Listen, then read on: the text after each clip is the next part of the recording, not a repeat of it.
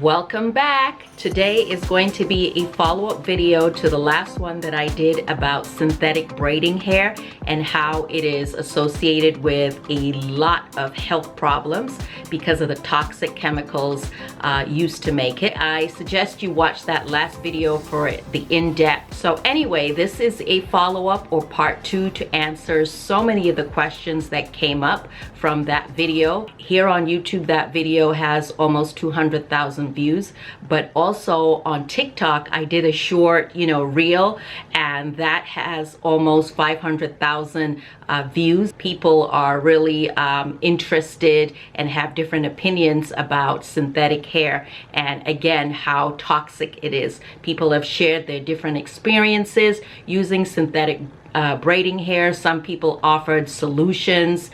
Some people said they wanted to hear more alternatives about what types of hair or what types of hairstyles to do if synthetic hair is no longer a good option. So we'll be discussing that here. So one main question that came up a lot in the last video was, why are you wearing your hair like that? Or clearly you're wearing synthetic hair. If you know better, why are you still wearing synthetic hair in your hair?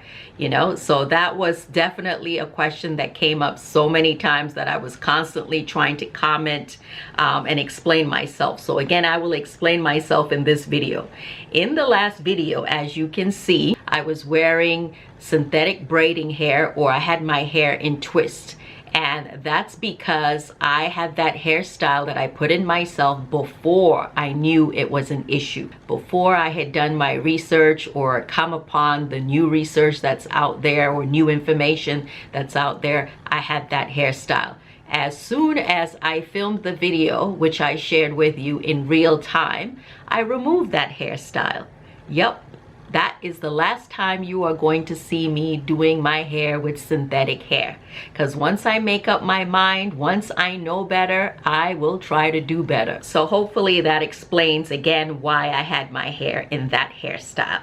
It was before I knew the information I shared with you. And in fact, I was actually rather embarrassed that as a doctor, I did not know that synthetic hair was that toxic. And I think a lot of us tend to be in denial, where we may hear the information, but we're like, nah, everybody uses it. They're just trying to take away our, hair from us, or they just don't want us to be happy. Why can't black people be happy? Because while you're trying to be happy, somebody is making money at your expense. The hair industry is a billion-dollar business, and a lot of people, a lot of large companies are making money at our expense, while years from now, our health suffers. So yeah, like I said before, I am done with synthetic braiding hair. By the way, do you like my hair today? So this is a large twist out. I just took a piece and just kind of put it to the side. And then I have a few little tendrils down here. And then the rest I pulled back in a bun. But it was kind of in a twist out that I've kind of pushed to the back. So the second question I got a ton of questions on this is, what about apple cider vinegar? Can't apple cider vinegar fix the problem? Isn't apple cider vinegar the solution? We all wash our hair, synthetic braiding hair, with apple cider vinegar before we use it. There were so many comments like that. Okay, so let me tell you what I know. Apple cider vinegar is a great solution when you're watching natural hair. You've seen those videos where people have dreadlocks or locks, and their hair may be very dirty or hasn't been washed in a while or needs a really, really good wash, and they do use a dilute solution of apple cider vinegar, and it works wonders. Also, on natural loose hair or regular natural hair, if you use a dilute solution of apple cider vinegar, it can remove the layers of like silicone, mild layers of silicone that are in the hair from using, products that have silicone in it.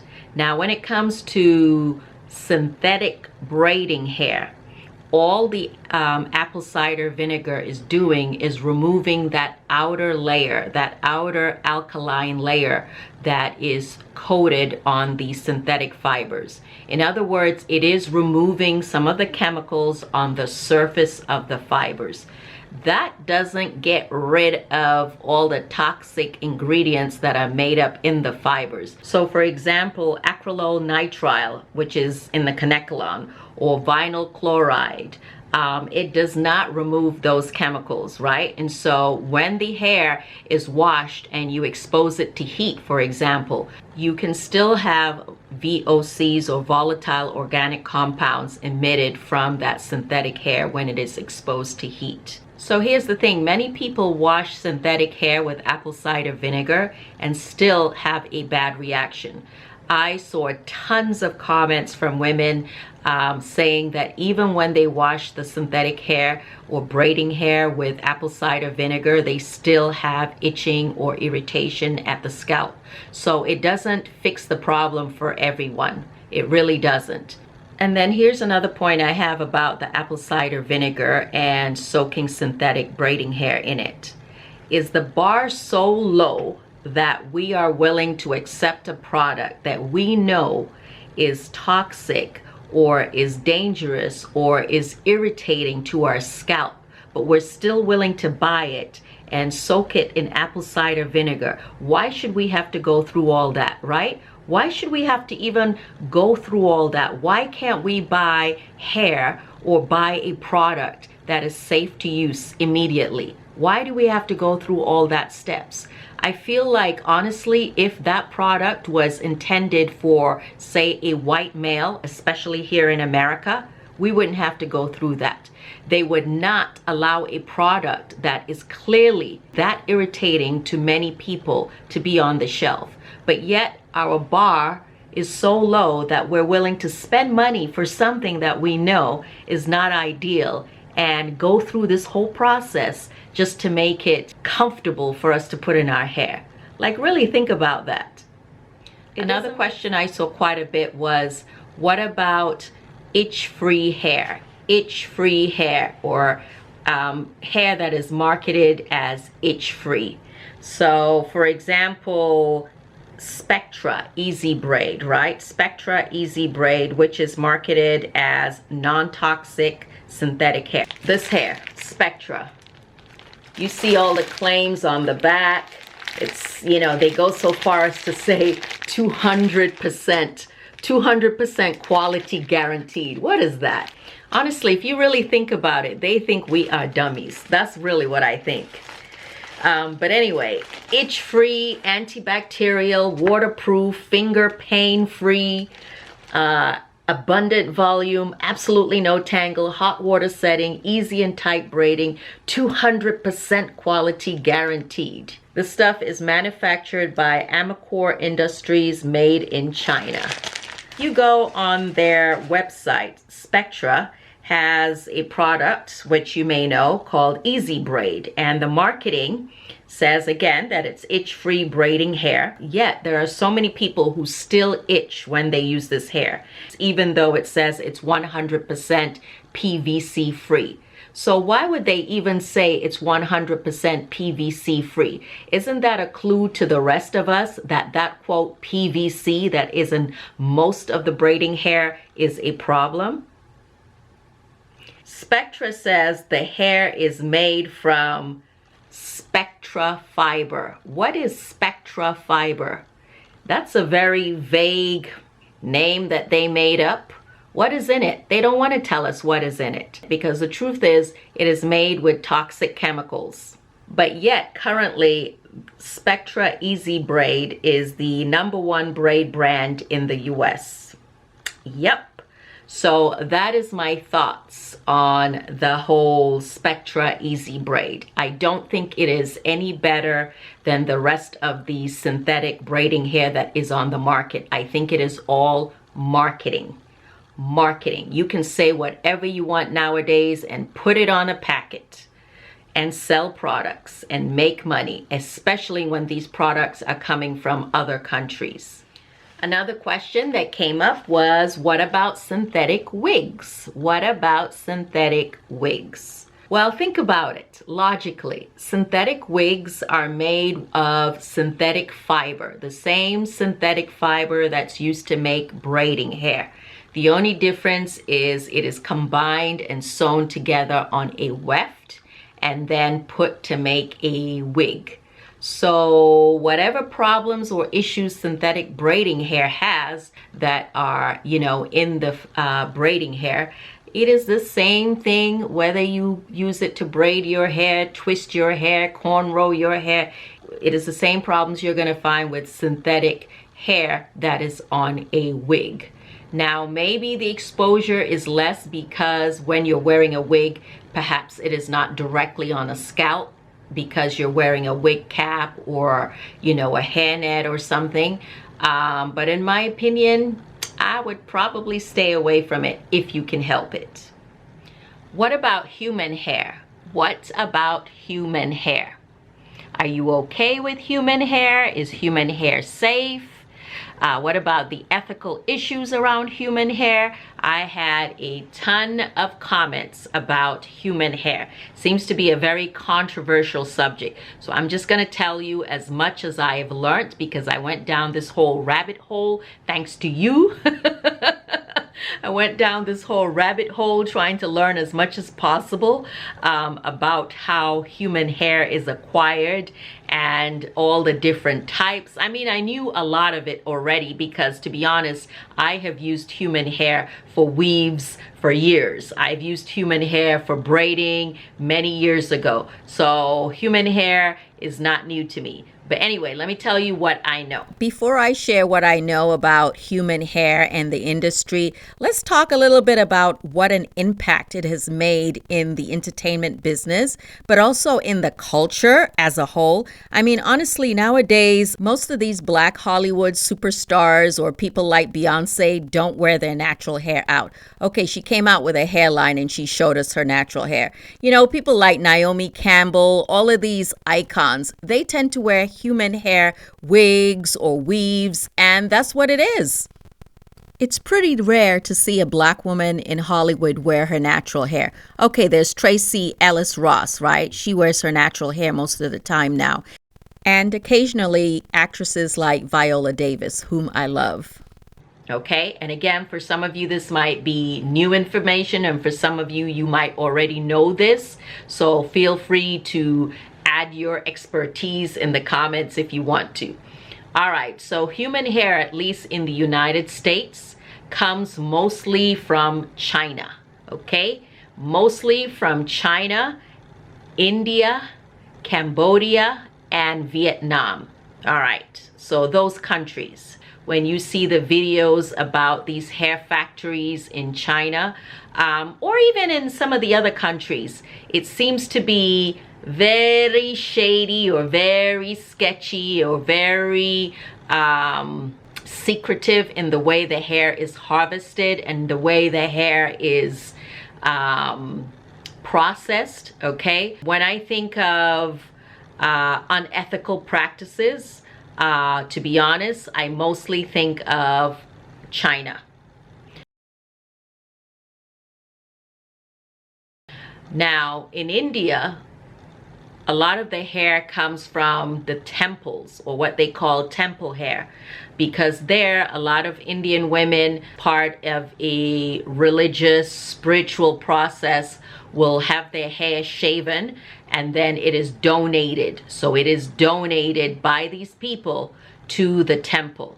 Okay, now what seems to be somewhat controversial is I don't know that these women know that this hair that they have discarded or given away or given up is then taken, collected, and driven to these secret factories where the hair is then washed and processed and then sold to countries like the United States and Nigeria. Because did you know the two countries that buy the most human hair is America and Nigeria? Yep, West Africa, Nigeria.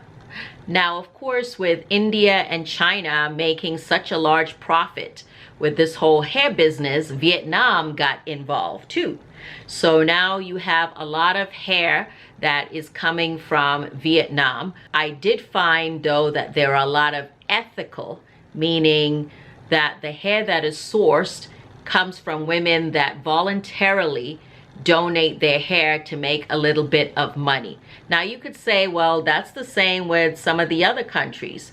Well, in Vietnam, they happen to pay the women for the hair fairly. So often a woman will grow her hair to a certain length, intentionally grow her hair so that she can have it cut and donated to someone who collects hair and has it processed. A vendor or a representative of a vendor will come and cut her hair a certain way. For many of these women in these countries, selling their hair is a way to make income, right? Selling their hair is a way they make some money so they can buy food, so they can put their children through school. So in one sense, you can look at it as a service for women around the world who then buy this hair.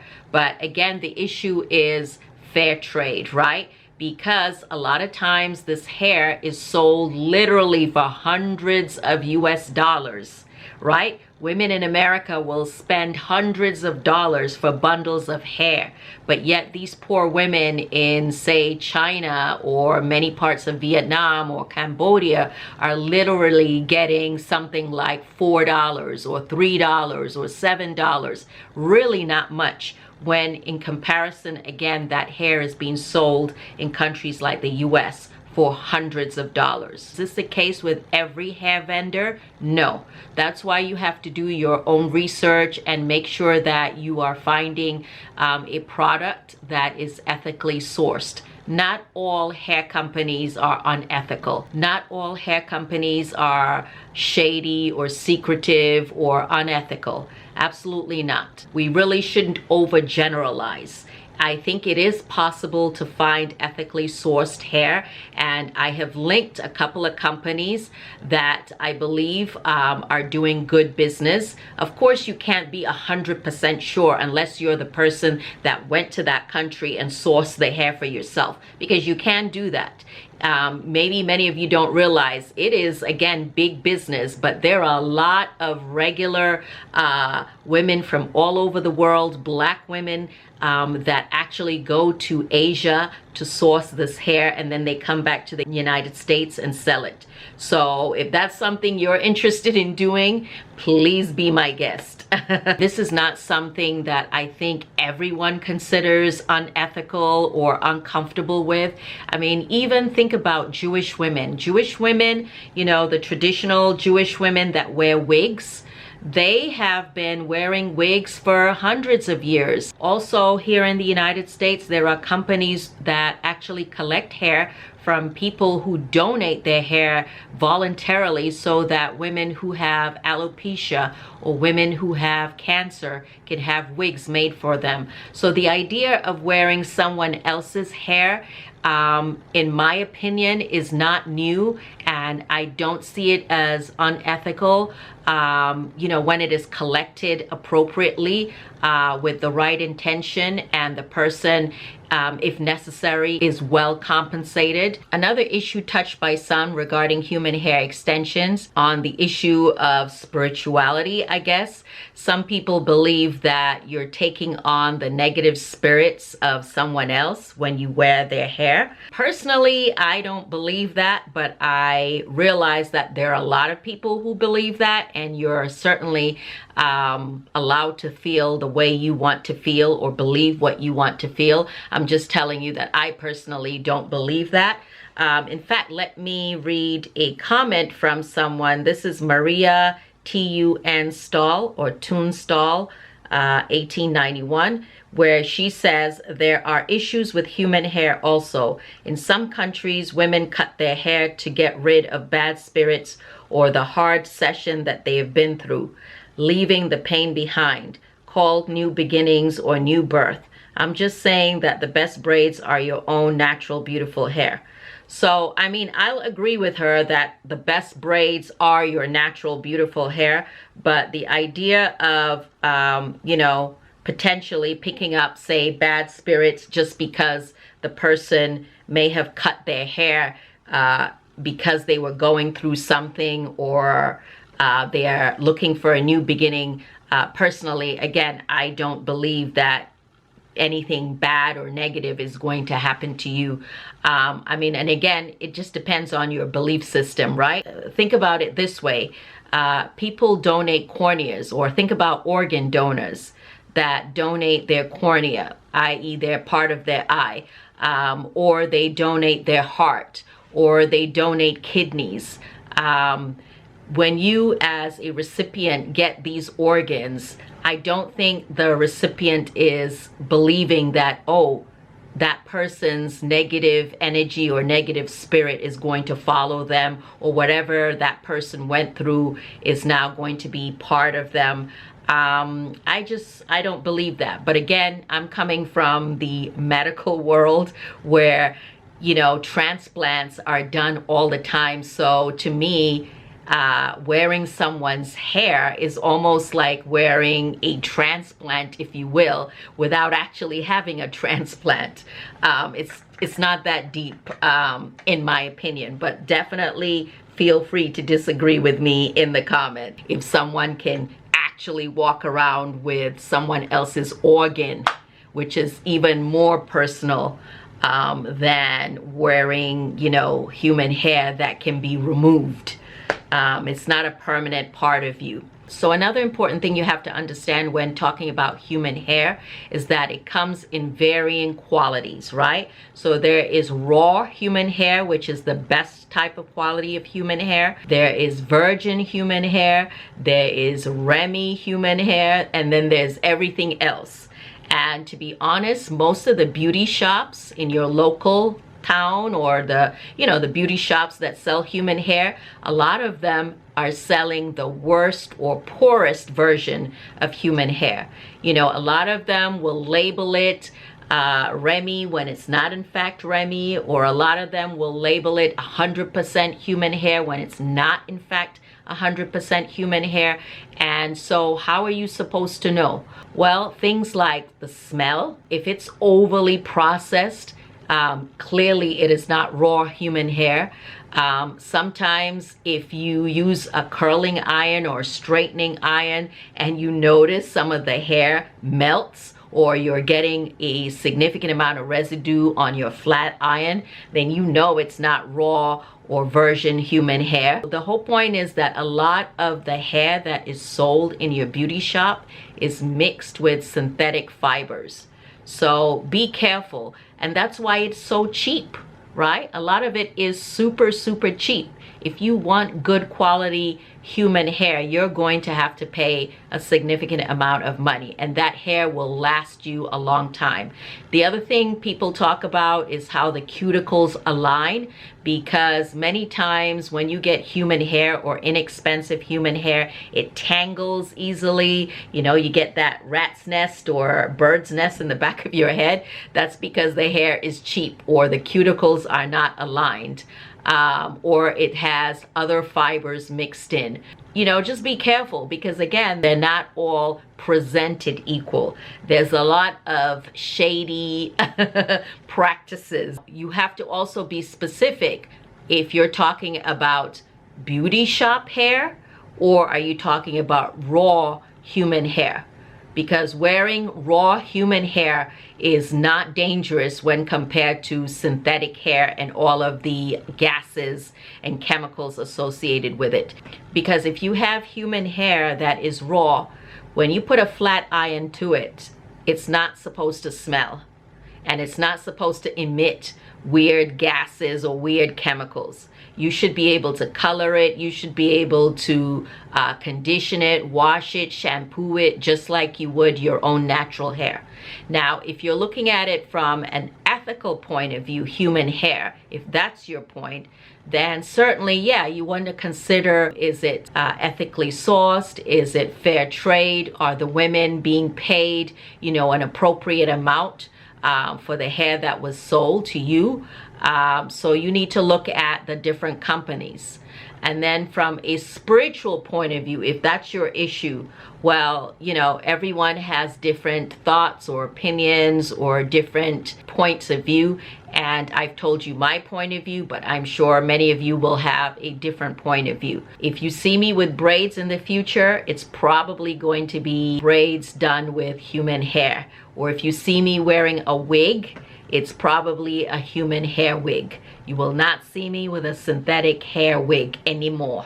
So I guess this is number 6. Some of the critics in the last video said that the things that I said about synthetic hair being toxic were opinions.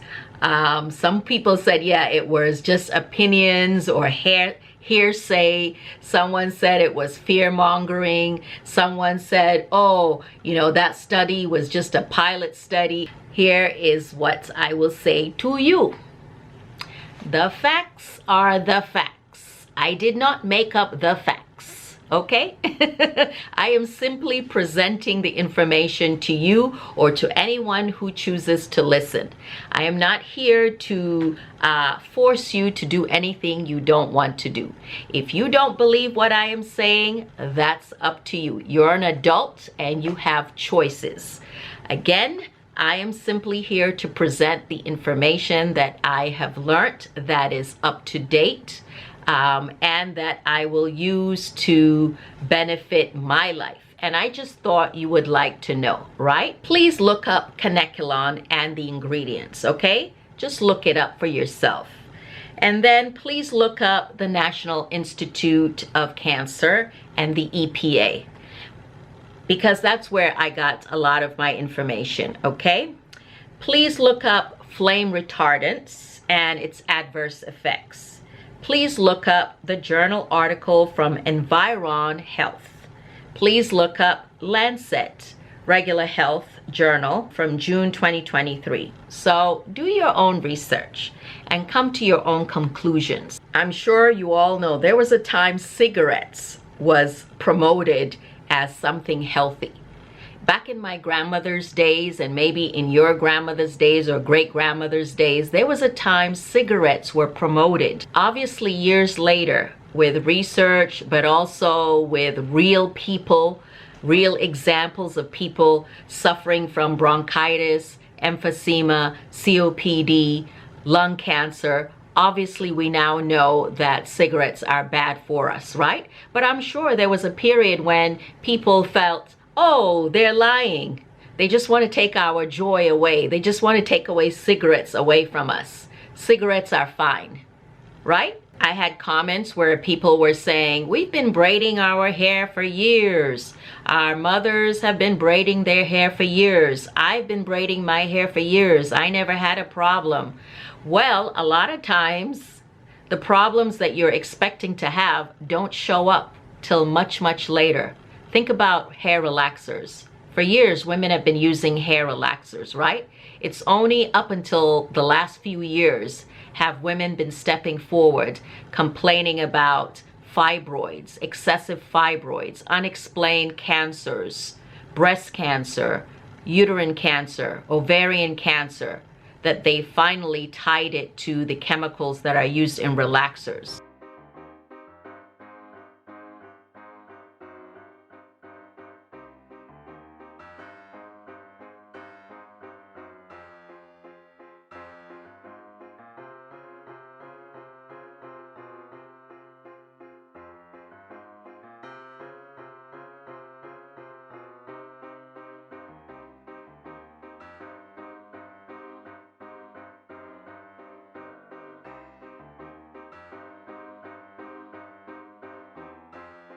Is that hearsay?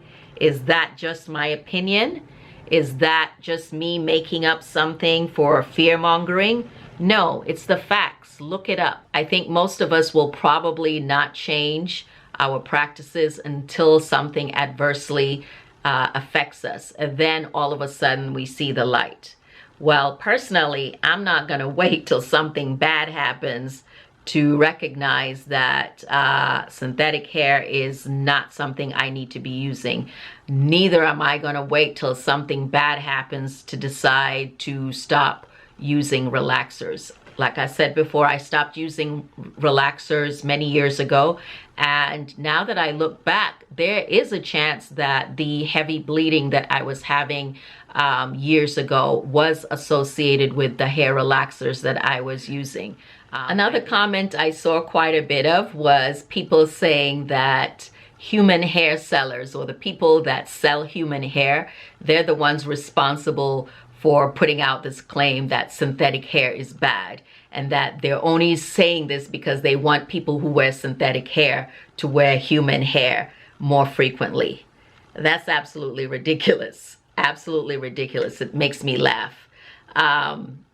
No different than, you know, we've seen comments where people say it is the natural hair community that is putting out, you know, information that relaxers are bad for women because they want people to become more natural, or they want people to buy natural hair products.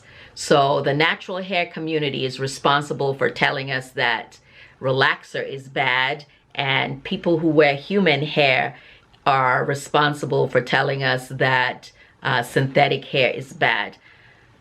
Lord, y'all, the conspiracy theories. Scientists, science, healthcare workers are responsible for putting out this information, okay? There's simply scientists out there that are doing research after seeing the numbers of Black women that are suffering from unexplained medical problems. So, yeah, I'm sorry to disappoint you, but there's no conspiracy within the natural hair community as far as I'm aware. I'm sure. Number 7, another comment I saw a lot of were people that were saying, everything around us is toxic. We are surrounded by toxic and chemicals, everything around us. Why point out synthetic braiding hair? Eh? Everything around us is going to kill us. We're all going to die of chemicals and exposure to X, Y, and Z. Why would you talk about our synthetic hair? Well, honey, you are right. There's a lot of toxic things in our environment.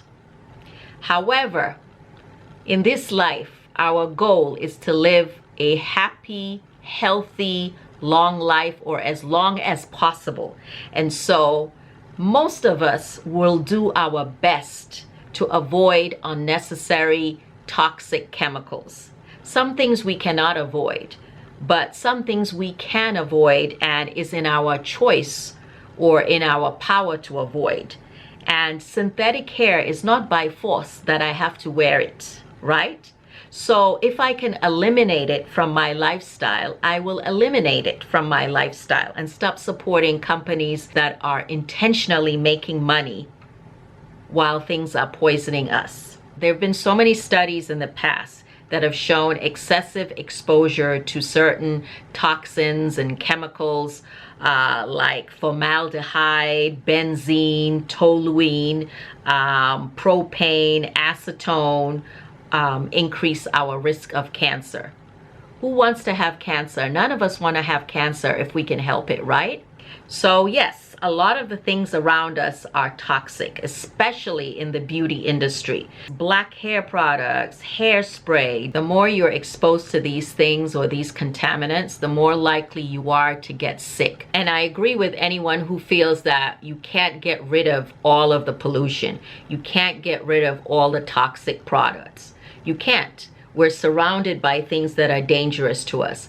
But I'm certainly going to try my best based on the information that I have and based on the resources that I have available to me. So that's all I will say about that. Another question I got was, why bring up braiders getting licensed in relation to synthetic hair? What does braiders getting their license have anything to do with how toxic synthetic hair was? I specifically mentioned it because it was raised in the journal article that I was reading, The Lancet specifically. It was raised because braiders or stylists are at the forefront when it comes to dealing with synthetic hair. How can we talk about a product being dangerous or toxic without bringing up the profession of the people that actually use it, right?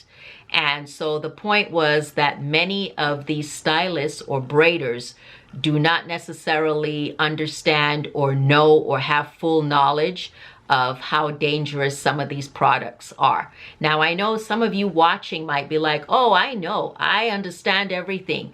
I have the education. But that is not true for every braider. That is not true for most braiders in the United States. And so the point was that if we are to standardize the education, standardize the cosmetic education, how do you do that? How do you standardize the education for people in the beauty industry or for stylists or for braiders? Well, one way to standardize that education and make it even across the board was to require braiders to have a license, right? So I'm telling you what was in the journal article. I'm not saying that I agreed with that point, because as I pointed out, when you require all braiders to have a specific license, which requires them to pay probably a considerable amount of money, it is going to be a financial burden for many of them. But I do believe that, yes, it is important for stylists and braiders in general to understand that some of the products they're using are dangerous, not only to their customers, but also to themselves. Because if you're touching and handling these relaxers or touching and handling synthetic braiding hair on a daily basis, shouldn't you want to know what some of the potential dangers? Wouldn't you want to know that information?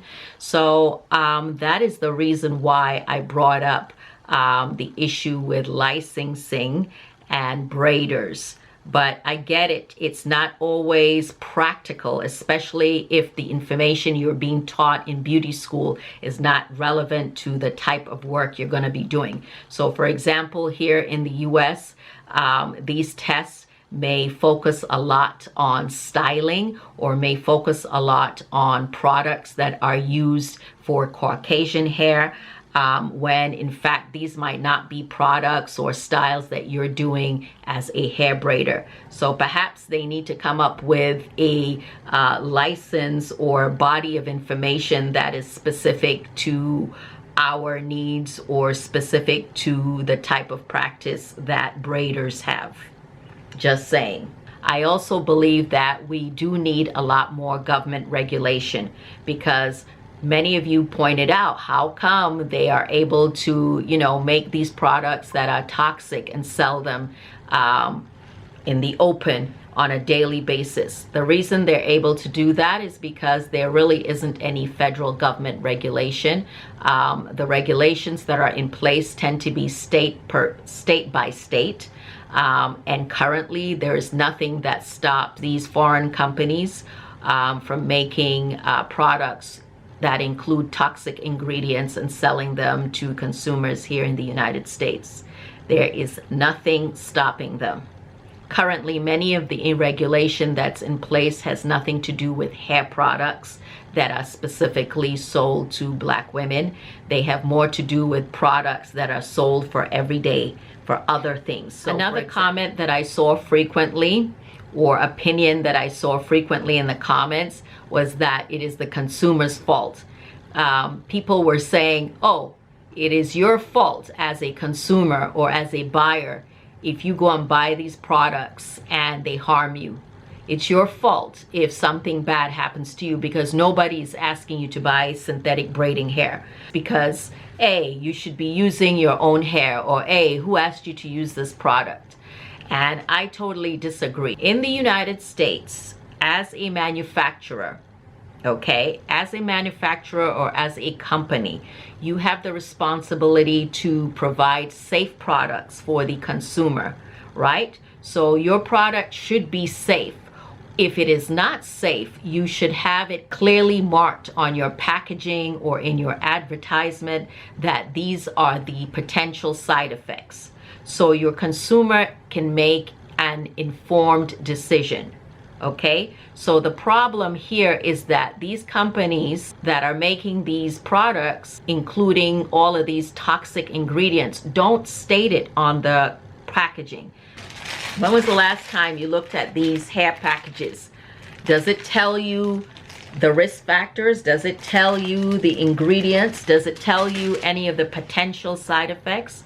No, it does not. So the consumer is not able to make an informed decision. That's the problem. So how can it be the consumer's fault, right? How can it be the buyer's fault? Most black women that are buying these hair products, including hair relaxers, have no idea of the potential risks ahead when they buy these products. Number 10, the last question I want to address on this Q&A is, what are we supposed to do now? There were so many questions and comments. People felt really sad, or people said they were really sad. I saw one comment where someone said, I want to cry. And I know how you feel, honestly, because synthetic hair has definitely been a crutch, you know, a fallback when we don't want to deal with our hair for a while, when we want to go on vacation, when we have something, you know, special. We put synthetic braiding hair in. It's quick, it's easy, it's cheap. What are we supposed to do now? People, we are creative. Black people, we have always been creative. There are so many different things we can do with our hair. First of all, number one, the first thing, number one, we need to start loving ourselves better. We need to start loving our natural hair better, honestly. We need to stop letting companies make profit over our insecurities. Number one, that's the first thing. So let's talk about what you can do with your natural hair without adding anything to your natural hair. Number one, afros. Number two, short afros or short haircuts. Number three, blowouts, silk press. You can still do those things. Twist outs, braid out, threading. Some people mentioned using wool. I don't know anything about using wool. It probably is fine, but I assume the wool that you're talking about is also synthetic. Not sure. Comment below. Is the wool you're talking about synthetic? I know they have what they call Brazilian wool, but I'm sure some of you have used it. Please comment below. So yeah, we have so many different things, different styles we can do with our hair. You can cornrow your hair. You can braid it down. You can still do box braids without adding hair. If you want the length and you insist on having length, then certainly you can use threading, African threading. You can use human hair. Again, for the reasons that I stated above, raw human hair, or as close to raw human hair as you can get, is definitely safer than synthetic hair. So yes, it will cost you a little bit more money, but you can reuse it over and over, and it looks more natural. What else? What else? Comment below if there are other styles or other things I haven't mentioned. Braid outs, twist outs, flexi rod sets, head wraps. What about head wraps, head scarves? You can look so attractive wearing a head scarf or a head wrap, or on days you don't want to deal with your natural hair. Wigs. Hello, wigs. We can still wear wigs. I'm just saying that avoid the synthetic hair fibers.